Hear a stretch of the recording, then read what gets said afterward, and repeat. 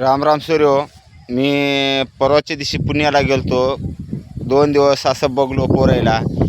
यानं तिच्या हातात हात, तिनं याच्या हातात हात, एकूणएकाच्या असं रोमॅन्टिक्स करून असे हिंडू लागले पोरं पुण्याचे. सांगता सोय नाही. अरे तुम्हाला मायबापानं 12 दिवस देवायला 100 देवायला 900 काढून हळजीले त्याचा उपकार फेडायला काय मायबापाल्या. अरे मायबापाच्या हातानं 4 अक्षदा टाकू द्या.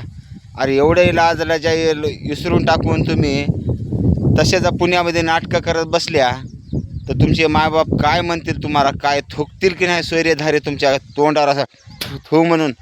काय बेश्रम होऊन गेल्या.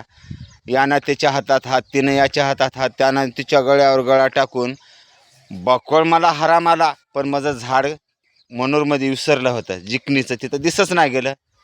नसता या झाडामध्ये असं असं मुंडी अडकून तुम्हाला मारत होतं दोघालाही. असे गांडीचे चमडे काढत होतं बघा. इमानदारीनं तुम्ही मला त्या दिवशी त्या हिडो बकोळ काढा सोडायचं मन केलं. पण विचार केलो मग ही जिकणी तिथं राहिली घरी विसरून, त्यामुळं म्हणून हिडो काढलो नाही. नकर 100 दिवसाला मायबापानं 900 कडले करून हजिले त्याची उपकाराची जाण ठेवून नकर करायला मायबापाला अक्षदा टाकायचा संधीचा लाभ द्या.